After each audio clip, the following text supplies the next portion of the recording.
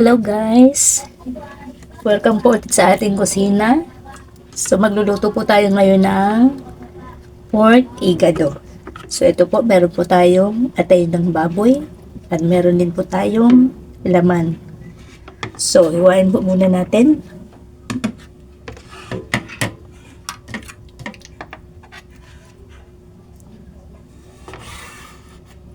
Hiwain po natin ng kasi lalaki po ng hinliliit na daliri.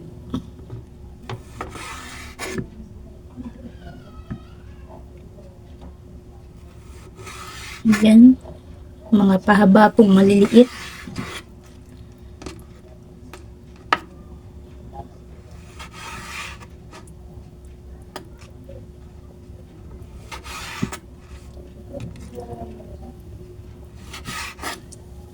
So sa laman, ganun din po yung hiwa. Nagkaparehas din lang po.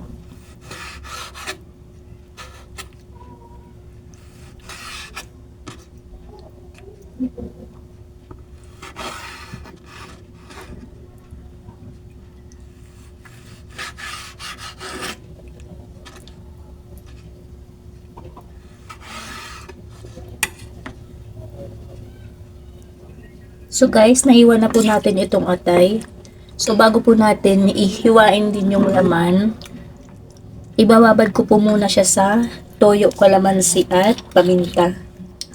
Para po magkalasa na siya, dahil ito po ay hindi pwedeng isangkot siya kasama ng laman dahil ang atay po ay habang na-overcook po ay nakunat. Kaya lagyan na po natin siya ng pampalasa. Ayan.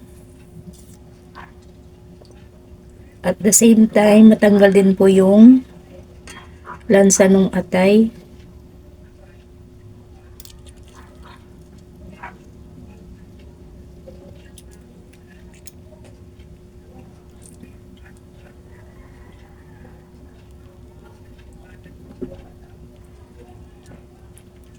So, ayan. So, mamaya po, pag atin po siyang isinangkot siya, at least po, malasa na po siya, mabango. Yan.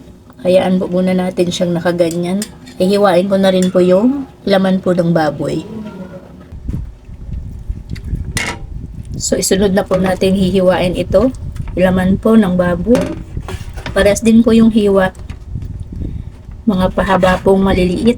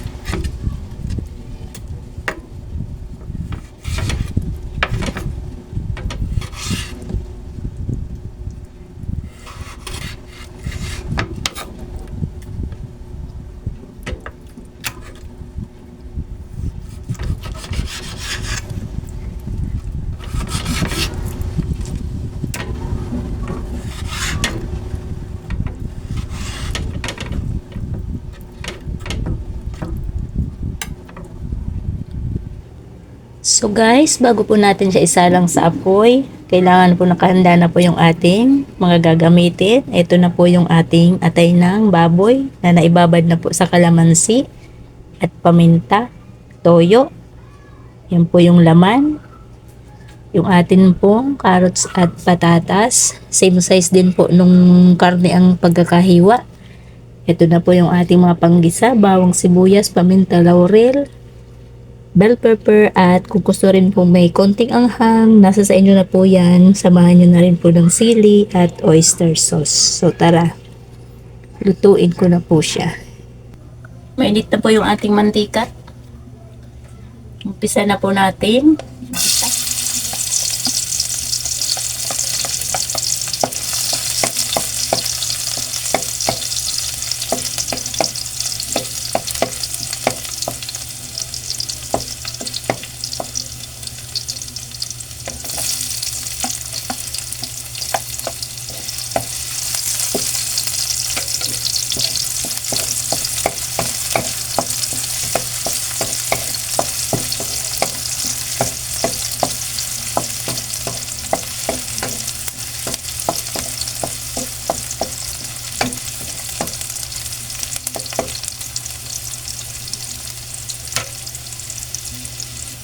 Ayan guys, golden brown na. So ilagay na po natin itong ating pork.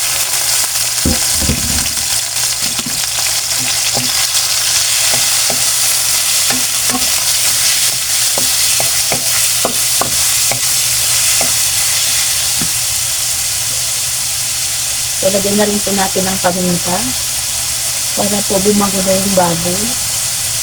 Saka po laurel. Then, hayaan lang po natin sa pumatas. Ayan.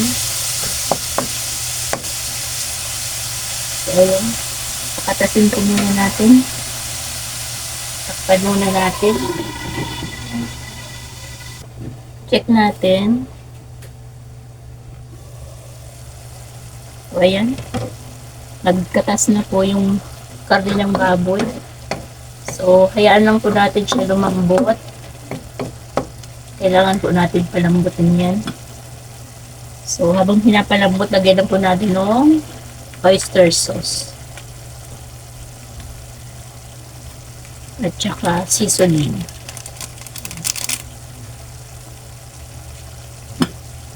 Halo-haloin natin. Dahil yung atay po kasi may toyo na. Kaya, ito na lang po muna ng oyster. Ayan. So, takpan po natin ulit. Check na natin. So, ayan. Natuyo na po. Siguro naman po ay malambot na po itong laman ng baboy. So, ilagay na po natin yung ating ibang rekado. Kung ating bell at sili.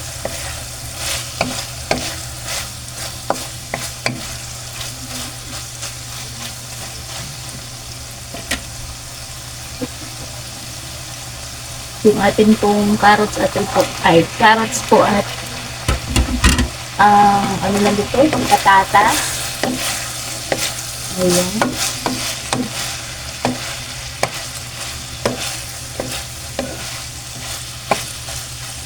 Ang bango. Wala pa yung atay. Ang bango na po. At yun po ating atay ng baboy.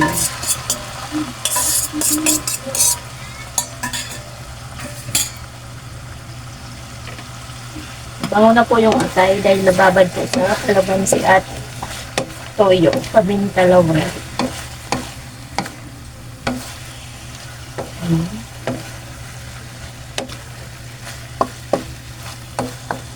Add lang po tayo ng kaunting tubig.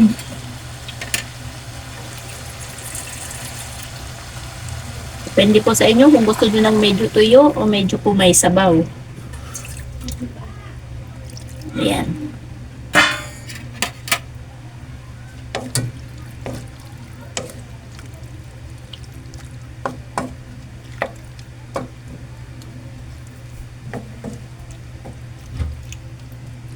So, yan.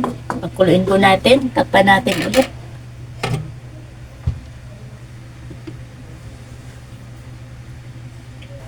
Check na po natin. Ayun. Natuyo na po. Ayan. Bango. Ayan. Tutunawa na po siguro ito. Lagay na po natin yung ating green peas.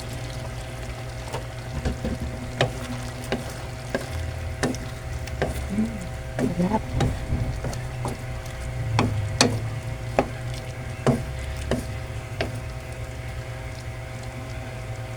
Tikman po natin.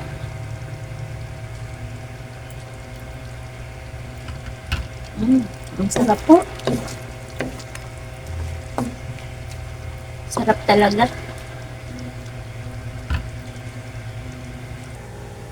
Guys, ang ating pork egado recipe. Yan. Sobrang sarap po. Try nyo rin po. So, bye-bye po. Thank you po.